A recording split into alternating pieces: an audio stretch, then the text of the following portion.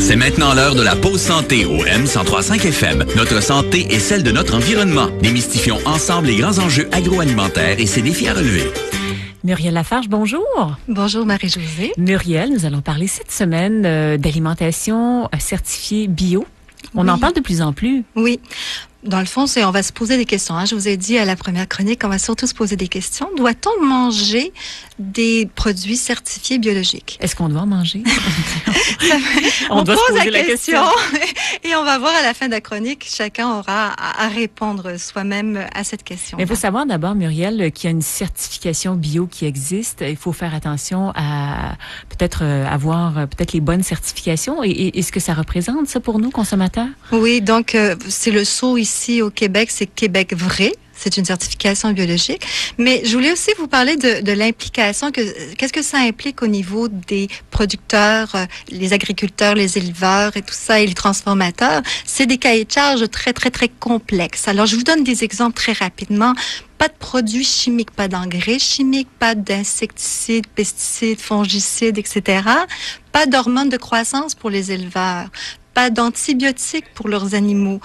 Pour les transformateurs, il faut que la plupart des produits soient issus d'agriculture biologique. Rassembler un paquet de produits qui sont biologiques pour en faire un produit transformé biologique. Exactement. Donc, quand on achète ici bio, on achète vraiment quelque chose de très bien, je veux dire, circonscrit. C'est encadré. Oui, c'est bien encadré. Ça, c'est rassurant quelque part. Oui. Mais est-ce que c'est important de manger bio pour notre santé? Vous savez que la MAPAC a découvert, pas découvert, mais a étudié et a remarqué que 41% des légumes, des fruits, peuvent contenir des traces d'insecticides quand ils sont dans notre assiette. Oui. OK? Ces traces d'insecticides sont quand même la majorité du temps en dessous des normes de Santé Canada, qui sont des normes pour protéger notre santé. Mm-hmm. Sauf que l'Institut national de santé publique a sorti une étude qui pose des questions dans le fond. On sait que le même fruit, par exemple une pomme, peut avoir plusieurs insecticides différents. Donc, ce cumul d'insecticides qui souvent ont les mêmes effets sur notre santé, tous séparément sont dans les normes. Mais cette addition d'insecticides sur la pomme, qu'est-ce que ça fait comme effet santé sur notre corps, surtout quand on parle au niveau chronique, à long terme?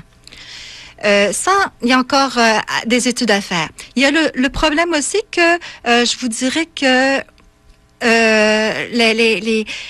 il y a plusieurs légumes et fruits qui ont le même insecticide, donc l'accumulation de ce même insecticide dans un repas. On en mange plusieurs, c'est ça, dans le même repas. D'ailleurs, on va mettre en ligne, au cours des prochaines secondes, la liste des légumes qui en renferment le plus. Ça, c'est intéressant comme statistique aussi, Muriel. On est de retour dans quelques minutes et on vous donnera, entre autres, des conseils sur quoi faire si on n'achète pas biologique. Il y a moyen aussi de prendre des mesures pour essayer de minimiser les risques.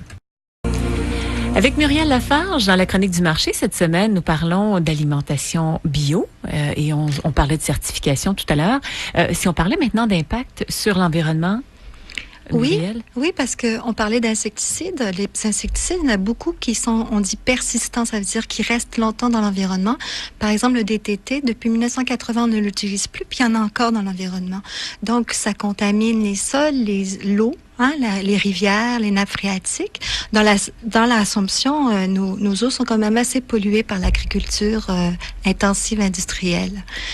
Alors, et donc, on parle d'impact aussi pour les agriculteurs. Oui, les agriculteurs, on l'a mis en lien la maladie de Parkinson avec les insecticides. Maintenant, ils font plus attention, ils sont plus protégés, mais dans certains pays, dans les pays en voie de développement, non, ils sont beaucoup moins protégés. On a mis en ligne, et ça c'est intéressant, la liste des fruits et légumes qui contiennent le plus de pesticides et à l'inverse, ceux qu'on peut consommer sans trop s'inquiéter. Oui, donc ça, on avait des choix. Comment on ferait pour... parce que quand même, l'achat d'aliments biologiques, ça coûte cher. Alors, ceux qui contiennent le plus de pesticides, on pourrait les acheter préférablement biologiques, tandis que ceux qui en contiennent le moins, on peut y aller avec des produits conventionnels. Et si on n'achète pas bio, par exemple, Muriel, peut-être avez-vous des conseils pour nous sur la façon de nettoyer nos produits? Oui, mais une première chose, on peut jardiner. On peut faire dans les bacs urbains au moins quelques plants de tomates. Moi, c'est ce que j'ai chez moi, là, un bac urbain. Et je mets aucun produit chimique. C'est ça. Ensuite, oui, laver, brosser, éplucher les aliments, c'est important. Il existe des savons liquides végétales 100% naturels, mais il y a une petite recette aussi. Une cuillère à soupe de bicarbonate de soude dans 1 litre d'eau, ça nous permet de nettoyer nos laitues. Oui. Ça permet de nettoyer et d'éliminer le plus possible d'insecticides. Est-ce qu'on laisse tremper à ce moment-là, Muriel, ou si on... C'est un bon nettoyage, un petit trempage, puis ça devrait fonctionner pour enlever le maximum.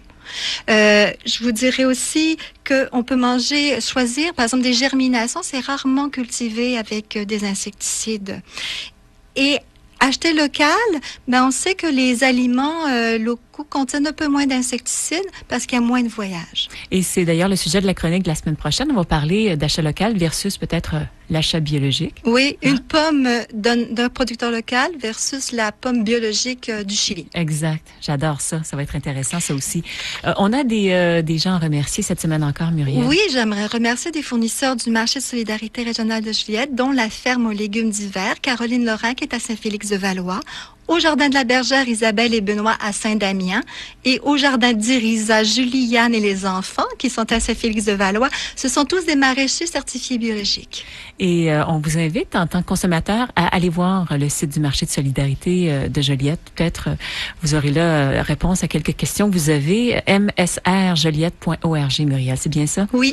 Merci beaucoup. À la semaine prochaine. À la semaine prochaine. Cette pause santé vous a été offerte par les Amis de la Terre de Joliette. Contribuez à votre façon à une agriculture écologique et équitable. Devenez membre du marché de solidarité régionale de Joliette. Informations sur msrjoliette.org.